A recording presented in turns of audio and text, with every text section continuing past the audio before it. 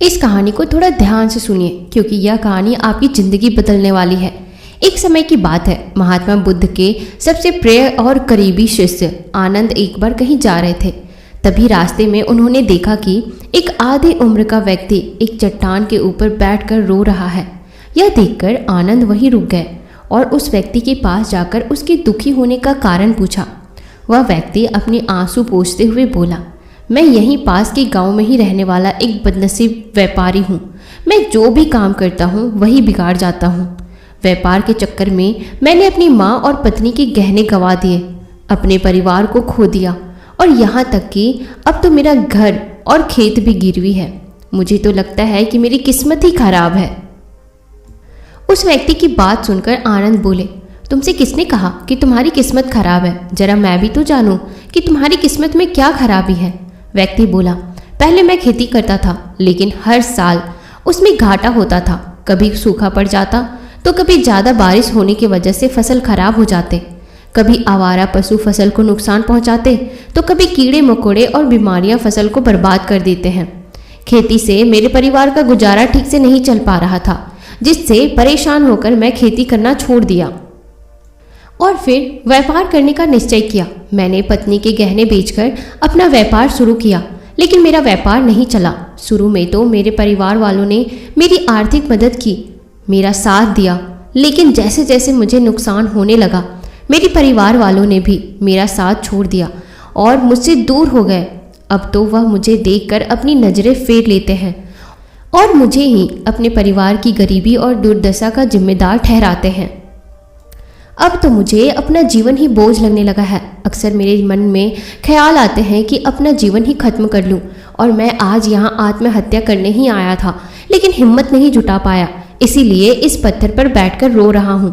दूसरी तरफ मेरा एक मित्र है, हम दोनों ने एक ही साथ व्यापार शुरू किया था, लेकिन वह आगे बढ़ गया और मैं पीछे रह गया। मेरी इस असफलता की वजह से वह हर समय मुझे नीचा दिखाने का प्रयत्न करता रहता है और वे अक्सर मेरे घर आकर अपनी सफलता की बातें करते हैं। मेरे घर वालों को बताता है कि कैसे उसने कड़ी मेहनत करके इतना बड़ा व्यापार कर लिया, और वह अक्सर अपने फूलते फलते व्यापार के किस्से मुझे, मेरी पत्नी और मेरे माँ बाप को सुनाता रहता है, जिसे सुनकर मेरे घर वाले उसकी तो प्रशंसा करते हैं, लेकिन मेरी बुराई करते हैं, मुझे नाकारा और कम दिमाग का कहते हैं। मेरी पत्नी और माँ मुझे बात बात पर ताने मारती हैं, जिससे मुझे बहुत दुख पहुँचता है और कई बार खुद की नाकामयाबी पर क्रोध भी आता है, लेकिन मुझे समझ नहीं आ रहा है कि मैं क्या करूं। यह सुन भिक्षु आनंद ने पूछा, तुम्हें किस बात का ज़्यादा दुख होता है, अपने असफल होने का या फिर मित्र के सफल होने का? सवाल सुनकर वह व्यक्ति एक पल के लिए सोच में डूब गया, फिर बोला, अगर सच कहूँ तो मुझे अपने असफल होने का उतना दुख नहीं होता जितना कि मित्र के सफल होने का होता है। भिक्षु आनंद ने अगला प्रश्न किया, अगर तुम्हारा मित्र व्यापार में असफल हो जाता और तुम सफल हो जाते तो क्या तुम खुश होते? व्यक्ति ने कहा, हाँ, मुझे बहुत खुशी होगी। आनंद बोले, इसका मतलब कि तुम्हारी खुशी तुम्हारे मित्र पर निर्भर करती है। अगर वह चाहे तो तुम्हें खुश कर सकता है और अगर वह चाहे तो तुम्हें दुखी भी कर सकता है। तुम स्वयं से ना तो खुश हो सकते हो और ना ही दुखी हो सकते हो। भिक्षु की बातें सुनकर व्यक्ति थोड़ी देर के लिए सोच में पड़ गया और फिर बोला, आपकी बातें सुनकर मुझे कुछ आशा बन रही है। तभी भिक्षु आनंद ने कहा, जब हम किसी से आशा बांध लेते हैं तो उस पर निर्भर हो जाते हैं, फिर हमारी खुशी और दुख भी उसी पर निर्भर करने लगते हैं। इसीलिए सबसे बेहतर है कि तुम स्वयं से आशा बांधो। जब तुम ऐसा करोगे और साथ ही पूरी मेहनत और ईमानदारी से काम करोगे तो तुम्हें सफलता अवश्य प्राप्त होगी। तुम्हें लगता है कि तुम्हारा मित्र तुम्हें नीचा दिखाने आता है, दुखी करने आता है, पर अगर ईमानदारी से विचार करो तो वह बातें तो सच ही कहता है ना। वह अपने संघर्ष और अनुभव की बातें बताता है। तुम उन बातों से बहुत कुछ सीख सकते हो। तुम्हें तो इसके लिए उसका धन्यवाद करना चाहिए कि तुम्हें घर बैठे इतने सारे अनुभव मिल रहे हैं। तुम उन अनुभवों का लाभ उठाओ, नई शुरुआत करो, ईमानदारी से कर्म करते जाओ, हार मत मानो। एक दिन तुम्हें सफलता जरूर मिलेगी। आज तुम जिसे अपना बुरा वक्त या बुरी किस्मत कह रहे हो, एक दिन यह बदल जाएगी और इसी के साथ तुम्हारी सोच और विचार भी बदल जाएंगे।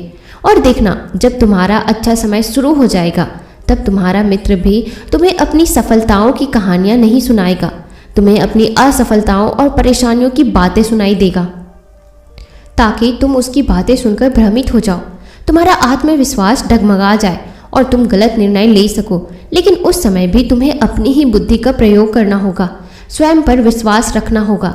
जिस प्रकार तुम्हारा मित्र आज तुम्हें दुखी करने आता है, वैसे ही उस समय भी तुम्हें दुखी करने आएगा, क्योंकि जिस तरह उसे दुखी देखकर तुम्हें मजा आता है, ठीक उसी तरह उसे भी तुम्हें दुखी देखने में उतना ही मजा आता है। व्यक्ति ने कहा, आपने सही कहा मुनिवर, लेकिन मेरा सबसे बड़ा दुख यह है कि मेरे परिवार के लोग भी इसमें शामिल हैं। वास्तव में मैं तो अपने परिवार के लिए अच्छा करना चाहता था, उन्हें खुश रखना चाहता था, लेकिन वह भी मेरी बातों और भावनाओं को नहीं समझ रही हैं, मुझे ही गलत कहते हैं और पिछले कुछ समय से तो वह मेरे साथ भी नहीं है। भिक्षु आनंद ने उस व्यक्ति को समझाते हुए कहा, हम हमेशा चाहते हैं कि हम जो कुछ भी करें लोग उसके लिए हमारी प्रशंसा करें, लेकिन आमतौर पर ऐसा नहीं होता है। लोग हमारे पास आकर तारीफ नहीं करते, जिससे हम दुखी हो जाते हैं। हमें लगने लगता है कि हमारे मित्र, रिश्तेदार, घर वाले सब स्वार्थी है। लेकिन अगर तुम किसी को अपना परिवार मानते हो और उसके लिए कुछ करना चाहते हो, तो फिर तुम ऐसा क्यों सोचते हो कि तुम दूसरों के लिए कुछ कर रहे हो? वास्तव में तुम अपनी खुशी के लिए कर रहे हो, क्योंकि उन्हें खुश देखकर तुम्हें भी तो खुशी होती है। अगर ऐसा करते समय तुम मान कर चलते हो कि तुम दूसरों के लिए कुछ कर रहे हो, तो तुम दुखी रहोगे। लेकिन अगर तुम्हें लगता है कि तुम स्वयं के लिए कर रहे हो, तो तुम खुश रहोगे, क्योंकि जब हम स्वयं के लिए कुछ करते हैं या करना चाहते हैं, तो हमें इसके लिए संतावना की जरूरत नहीं पड़ती। भिक्षु आनंद की यह बातें सुनकर उस व्यक्ति के चेहरे के भाव पूरी तरह से बदल गए। उसने कहा, आप सही कह रहे हैं। मैं समझ गया कि अब तक मेरी किस्मत इसलिए खराब थी क्योंकि वह दूसरों के हाथों में थी, लेकिन अब से मैं अपनी किस्मत को अपने हाथों में रखूंगा, फिर से प्रयत्न करूंगा, पूरी लगन और ईमानदारी से काम करूंगा, और जब तक सफलता नहीं मिल जाती है चैन से नहीं बैठूंगा। उस व्यक्ति की बात सुनकर आनंद मुस्कुराए और उसे एक छोटी सी डिबिया देते हुए कहा, इस डिबिया को हमेशा अपने साथ रखना। इसमें एक ऐसा मंत्र है जो तुम्हें बड़े से बड़े दुखों से भी बाहर निकाल देगा। लेकिन इस डिबिया को तभी खोलना जब तुम्हारे सारे रास्ते बंद हो जाएंगे, कोई उम्मीद नजर ना आए और तुम्हें लगने लगे कि सब व्यर्थ है, यह दुनिया व्यर्थ है और यहाँ रहना भी व्यर्थ है। व्यक्ति ने भिक्षु का धन्यवाद किया और उस डिबिया को लेकर अपने घर वापस आ गया। उसने नए उत्साह के साथ दोबारा अपने व्यापार की शुरुआत की और इस बार उसका व्यापार चल पड़ा। अपनी मेहनत और लगन के बल पर बस कुछ ही सालों में वह एक बड़ा व्यापारी बन गया। उसके परिवार वाले भी उसके साथ आ गए और उसका जीवन बहुत ही सुख, शांति और समृद्धि के साथ बीतने लगा। लेकिन समय और किस्मत के खेल को आज तक ना कोई समझ पाया है और ना कोई समझ पाएगा।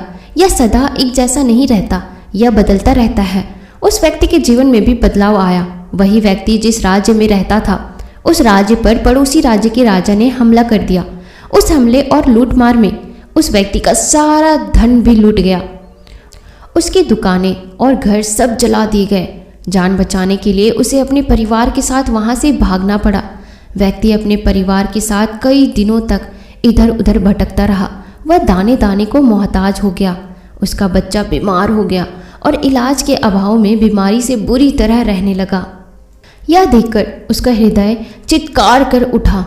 उसके पास अपने बेटे के इलाज और परिवार को खिलाने के लिए धन के नाम पर एक सिक्का भी नहीं था। वह अंदर से बुरी तरह से टूट गया। ऐसे में उसे एक बार फिर से निराशा ने घेर लिया। उसे लगने लगा कि उसका जीवन व्यर्थ है, सारी दुनिया व्यर्थ है। लेकिन तभी अचानक उसे भिक्षु आनंद द्वारा दी गई डिबिया की याद आई। उसने बड़ी उत्सुकता के साथ उसे खोला। उस डिबिया के अंदर एक पर्ची रखी हुई थी। उस पर्ची पर कुछ लिखा हुआ था। उस पर्ची को देखकर उसकी आंखों के सामने छाया हुआ निराशा का अंधेरा छट गया और वह एकदम से मुस्कुरा उठा। उस पर्ची पर लिखा था, यह वक्त भी गुजर जाएगा। दोस्तों, यह कहानी हमें सिखाती है कि समय के खेल को समझना संभव है। यह हमेशा बदलता रहता है। इसीलिए बुरी परिस्थितियों में हमें अत्यधिक निराश नहीं होना है, आत्मविश्वास बनाए रखना है, क्योंकि समय बदलता जरूर है। आज बुरा है तो कल अच्छा भी जरूर आएगा। बाकी अगर यह कहानी आपको अच्छी लगी हो तो यह कहानी अधिक से अधिक लोगों तक शेयर जरूर करना। और साथ ही अगर आप हमारे चैनल पर नए हैं तो आप हमसे जुड़ने के लिए इस चैनल को अभी ही सब्सक्राइब जरूर कीजिएगा, ताकि इसी तरह की मोटिवेशनल कहानियाँ आप आगे भी सुनते रहें। मिलते हैं नए वीडियो में नई कहानियों के साथ। तब तक के लिए आप अपना ख्याल रखना।